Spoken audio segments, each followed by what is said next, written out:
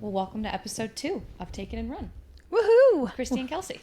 Yes, we're just learning how to do all this podcasting stuff, but we do promise that we're here to help busy professionals execute on the things that they want to execute. Yes, if you're experiencing the procrastination bug or the perfectionism bug or the, what's another one? Overwhelm. But a big one is imposter syndrome. That's a big one. But anyway, yeah, so that's what we're here to help with. And today's topic is a very frequently asked question, especially of you, Kristi, right? For the life of an assistant with just the role between an assistant and a real estate agent. And it could apply to anybody, not just real estate agent. But Yeah, I would say no less than a couple times a week do I get asked the question about working with an assistant, about interacting with them, training them, hiring them. I'll give you an example that I experienced today. I have a client who just hired a virtual assistant to help with marketing. And as they're going through this, every time she emails the virtual assistant to do something. So for instance, I want to create a relocation guide. Could you go ahead and get that started? And the person comes back and says, well, can you just send me what you want? And she's kind of frustrated because she's like, I don't have time to be writing these buyer guides and these relocation guides. What I'm really looking for is for them to get it started, kick it back to me. But the virtual assistant just keeps wanting to be just a graphic designer. And that actually could come back to what was the person hired for. Mm-hmm. But ultimately we walked through today how to respond when they keep giving the job back to them that they were hired for. Okay. Yeah. Yeah. So how do they respond? Well, I mean, my first reaction was to go back and say, I hired you to make my life easier. You handing me my job back is not, right. Making it easy, kick rocks. But that's not how you should absolutely, that's not how you should respond back. My message to her was, I think that you should set up a one-to-one and explain, I'm really busy and can't give you all the research on a silver platter. So I want you to use a portion of your schedule, right? Mm-hmm. So that they know that this is part of your working hours. Mm-hmm. These are part of billable hours. Mm-hmm. I want you to use part of your schedule to do the research, get it all outlined to the best of your ability. Mm-hmm. I know you don't know this area, right? Mm-hmm. You've never lived in Queen Creek. You don't know that, but pull everything that you can. AI is pretty good. It's going to pull up some really juicy things. Put it in a format, get it 90% there, hand it off to me. I'll read it, make some edits, some tweaks, and give it back to you. Mm-hmm. But the idea of like you waiting around for me to give you all the research exactly written how it needs to be, that's not what I need. Yeah. And that also goes back to, did they hire a graphic designer or did they hire, an assistant who can help create the content and the graphic design? Right. Yeah. But how would you respond? Well, as an assistant or as a... Yeah, from your perspective, because it's a little bit different than mine. So from my perspective, I wouldn't be surprised if this assistant, if her primary objective was to deliver what her boss wants, right? She doesn't want to hand her anything that her boss doesn't want. And she might see it as like, well, if you tell me exactly what you want, I can make you happy right away. Or I won't be spending time trying to make something that you end up not liking. And so maybe that's where that comes from of like, well, because it is helpful, like I've asked before in different marketing things, what have you seen that you like? And that does help. So it's kind of like if this person is very new with your client, she might not know her style. You and I have very different styles. And so when I'm making something for you, I know not to touch army green. That's a very good point. And same with Meryl, like, and so from my perspective, she there's I got reasons why she another could've- example. So in Yeah. this same conversation, so here's another from the same client that I was working with. She said, she will even give her instructions. So she'll give her the content and she'll give her instructions. And when she gets the product back, it actually has the instructions in the content. Oh gosh. Which to me says you're not actually reading what I'm like, you're not Yeah. interpreting it. Yeah. You know what I mean? And so she's frustrated because now she's like, I can't even put the instructions in there because then, so my client just feels like I could be doing this myself at this point. Right. It's not helping me. No. It's causing me more stress. Yeah. And again, I came back and I said, well, have you discussed this with them? Is this, is there any way that you could, in a one-on-one, say, when I'm sending you instructions, my expectation is you're actually going to read this Yeah. and give it back to me in a way that's like not a rough draft. Yes, it is a rough draft, but I want you to give it back to me as a final edit Right. quality, Right. which means that you actually read through it. And, I don't know though. What's your response? I mean, okay, so I don't know these people. She doesn't even know who I'm talking no, about. I don't. But I mean, so this is mainly more of like so I'm not just, I see myself as your helper, I don't see my title as an assistant anymore, especially since I have worked with, we have Georgia and we have, or, we have a virtual assistant and everything too. And so I'm going off of that Yeah. if she were to see that, if she were to do something like that, I would definitely ask point blank, like, hey, did you mean to put the instructions in this? It just feels like a lack of care. Yeah, or just like something isn't computing, something, there's a disrupt there from instruction to interpretation, like you said. And sometimes working, I don't know if the virtual assistant if it's a different country. And so sometimes there's like I didn't fully understand the step A to step B. And there's grace for that. And you go, okay. But it's like, yeah, so did your client talk to them about that?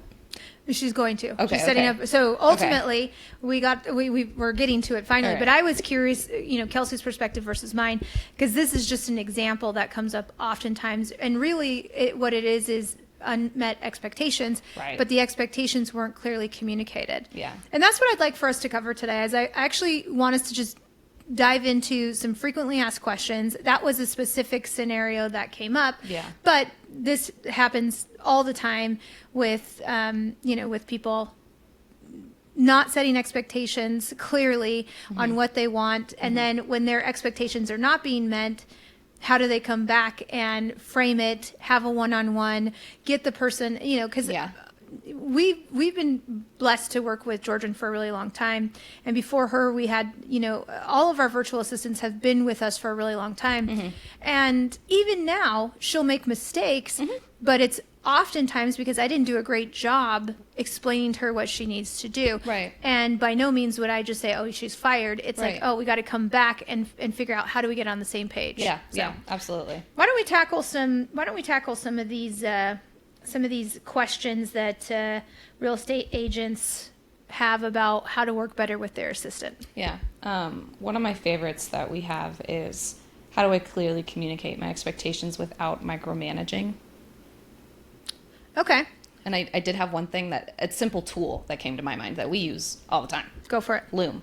Yes. Loom. LOOM. Yes. One of and- my favorite tools. And what that is it's screen recording, and it's, you can record yourself as well, but like, that's one of the best ways to communicate. Kristi, what's that stat about communication efficiency or effectiveness? Yeah, like 7% is only the words that you use, and then 30-something% is your tonality, and the rest is body language. Yeah. So it's like, Like imagine 50-something%. Yeah, so imagine how much more clearly and effectively, and honestly, for some, I would say for a lot of real estate agents, I mean, yes, we live and die by our email, but a lot of them are expressives and have and also direct drivers. And so it could actually be really helpful and easier than writing out an email and instructions, unless you're highly analytical, but to record yourself walking through what you want done, and then send the link. You don't have to reread your email to see what you wrote, or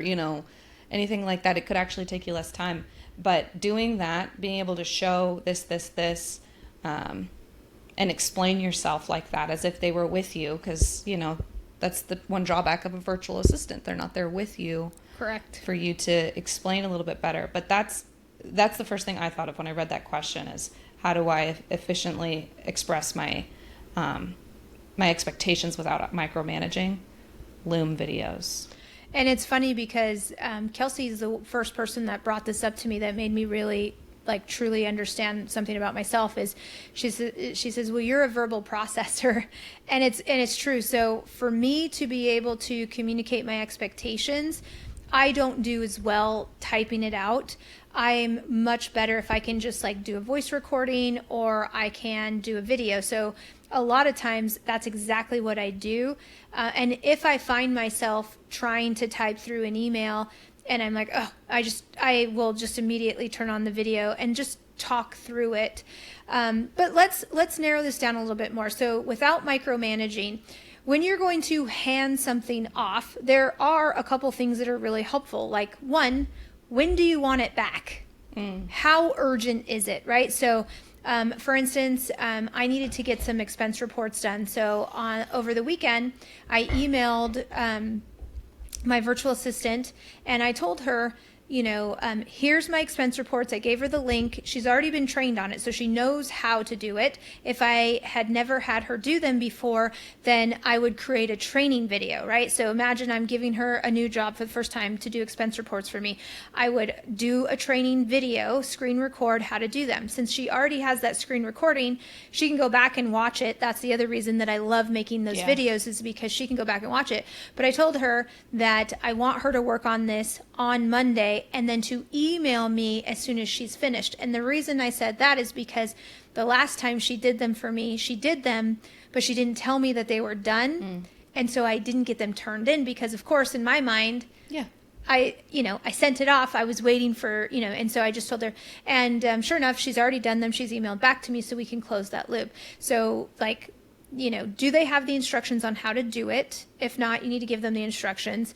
How urgent is it? So a lot of times when I'm sending Kelsey things that I need help with, I say things like, this is not urgent. I don't need this today, or I'm just giving you a heads up. So that way we can set some expectations of do I drop everything and work on this right now? Or can I finish some of these other things? And then also, if you're looking for a specific format, right? So again, if it's something that they've never done before, you need to take some extra care. Like, are you looking for this in Canva? Are you looking for a Word document? Are you looking for, what is it exactly that you want? Have they done it before? And especially if it's graphic design, if you can send some samples, that's super helpful. So that way they're not going through and making a bunch of things that you're not going to like. Right. And then you have to say, I hate this. Yeah.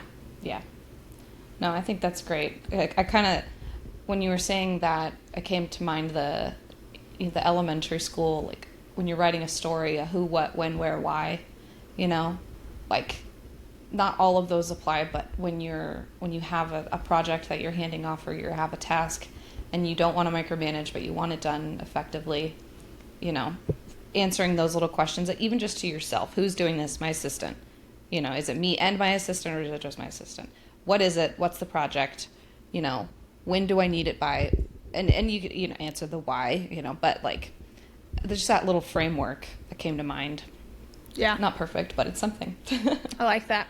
Let's tackle this one, because this happens a lot. How do I build trust with my assistant so I can truly let go?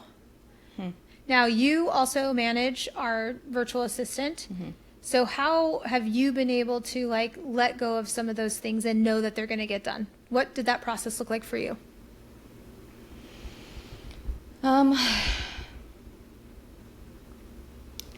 lot of that came from just my own, it's hard, admittedly, it's hard for me to let go of things, because I have this nagging mindset of like, oh, I could just do it better and faster, so I'll just do it, which is a lie.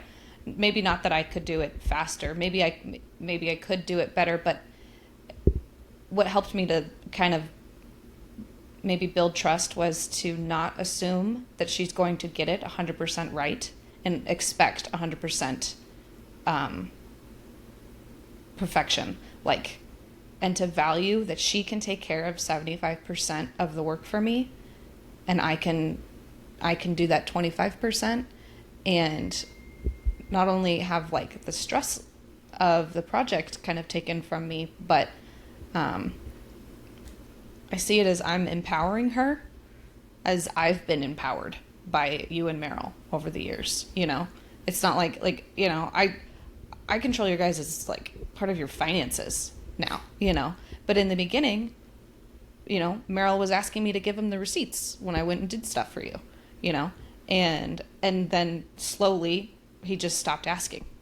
Yeah, that's exactly what I was thinking. I was going with the trust but verify. Yeah. So hold on.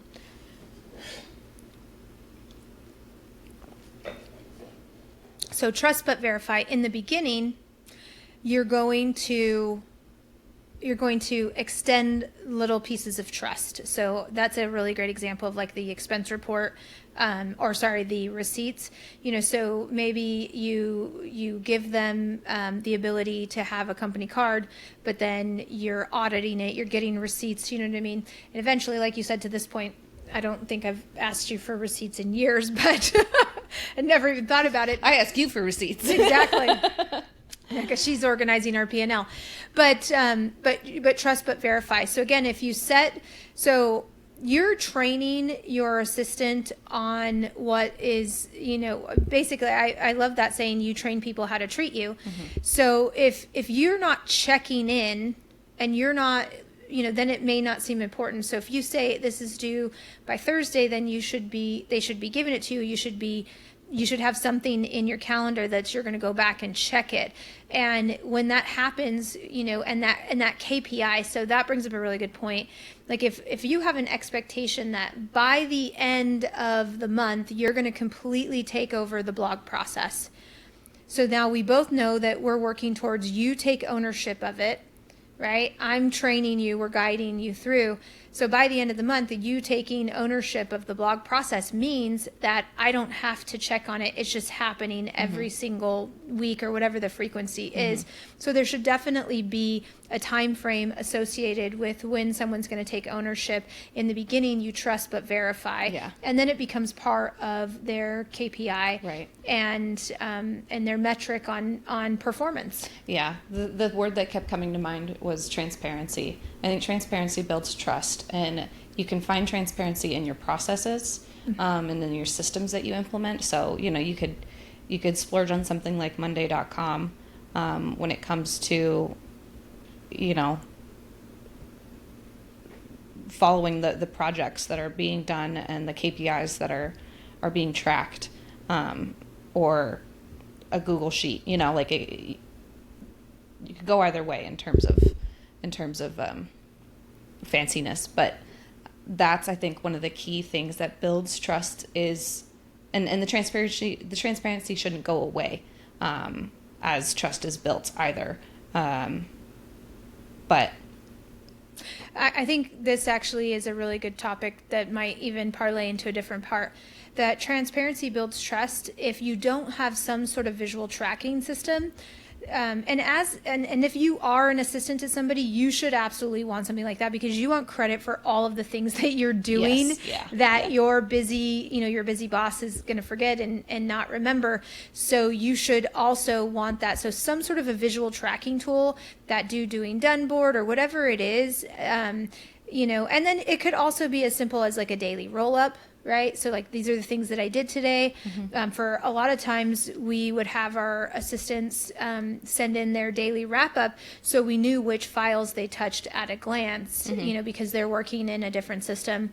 But a visual tracking tool is really, really good so that you know what's getting done. And quite frankly, you can check that at 9 o'clock at night. You can Right. check that at 5 a.m. Like whenever you are working on some of that stuff, it doesn't have to be during work hours per se. Yeah. Yeah. And that kind of helps with the whole micromanagement thing is that having that tool will help you from micromanaging. Correct. By asking them, where are we at this? Where are we at this? Where are we at with this? So one of these questions that I liked that I want to make sure we do is, where'd it go? But basically, what should an assistant actually be doing for a real estate agent? What should an assistant actually be doing for a real estate agent? It's more or less that so the first thing you have to do when you're trying to decide the type of person that you need to bring into your business is you can write everything down, and the first fork in the road that you're going to come into is if it's boots on the ground or can be done virtually, right? So that's your first fork in the road. Are these things that these people need to be here to do, or can they be done virtually? So you make a list of everything that can be done virtually and everything that needs to be done. And then you'll know, so like Kelsey is my in-person person, whereas Georgian is our virtual person. And so, there are things that you do that can be done virtual, but there's Right. also things that only an in-person person could do. Like pop-by drop-offs, picking up checks, Going to a listing. babysitting a listing for, whatever that looks like. But then, 80% of my job is done virtually and at home, but it's also, it comes down to, maybe like personality too. Like, and when you're interviewing, and we were going to maybe touch on like personality profiles a little bit, but when you're interviewing, and if you want a boots on the ground person, I don't know, maybe it's important if you like them. That's true. If you like spending time with them. If they annoy the crap out of you, not necessarily because they're like a bad person or something, but like I imagine if I was a lot more dry, we wouldn't have as much fun together. Or we might get more work done. Maybe. It's not the most important thing, but especially when you're at that crossroads of boots on the ground or virtual, pay attention to chemistry with your assistant. If they're too chatty, so this is something that happens a lot, like, and it's funny because Kelsey's a great listener and I'm super chatty. But the point is like, if you hire someone just like you, and that's a lot of people come back. But okay, so the first fork in the road of what they should be doing is you've got to define if it's boots on the ground type stuff or if it can be other things. And then from there, you need to prioritize. We have to remember that as an agent, as a licensed realtor, our job is to have conversations, go on appointments, write contracts, close deals. So that means stepping back from the mentality that even Kelsey said she finds herself in. I can just do this. It doesn't take me that long. You know what I mean? So then it's like, do I need to get transaction management off of my plate? Do I need to get some of this? How can I become more consistent with marketing by having some of these marketing things in place? And so then you just start to build out a list. Eventually you're going to, like, if you truly go through the exercise, we should include in the resources the real estate agent assistant mind map. I have it, so we'll put it in the resources. But you'll find that there's a lot of things that they can't do for you, and that they can do for you, and the things that they can't is because they're not a licensed agent. Right. So, I mean, it's going to be more or less, you're going to have an issue of wanting to relinquish control. You're like, oh, I can do that. Only I can do that. Yeah. When that's not actually the case. And even like with social media, Georgian doesn't really create the posts on her own. Right. Kelsey creates the posts and then Georgian schedules them. So even like dividing up, like maybe you are the content creation, but then you have the other person schedule it out and get it to all the places. Right, exactly. One of the things, I think a question that will help agents to reflect on as they're building this list of what their assistant can do versus what they want to hold on to is, I don't know minimum wage anymore, but is this task a $15 an hour task? Like calculate your hourly wage, because I'm sure it's in the the triple digits. Yeah. And so it's like, okay, am I going to be spending my Tuesday at 2:00 on $15 an hour like work because I don't want to let it go? Or do I want to be spending it on $300 an hour work? Yeah. So with today wrapping up, a couple things. We'll put in the assistant mind map. We also created a guide that is like a first 30, 60, 90-day review resource. Yeah. What's going to be in that guide? So it's really great because it can be used for new agent or new assistant relationships or existing ones that just need a revival. Because it is extreme accountability and ownership and reflection for both the agent and the assistant, because it's a two-way relationship. You're not their slave, or you're not their slave and you're not their owner. So you can expect to just have all the cards laid out on the table. Maybe we throw some unnecessarily stuff that we've been doing in the trash, and maybe we look at what's important now, especially if you've had your assistant for a few years. What are they doing that they've outgrown? Or what has your business held on to that you don't need to, that's outdated? Do you need to jump more into AI? Does your assistant need to learn more skills now? It's a really great resource. Perfect. So we've gone through some of the questions. If you have more, make sure, to reach out. We'll probably circle this topic again as more questions come up. But for now, you've got your 30, 60, 90-day plan as well as your assistant mind map. So you can take it and run. Awesome.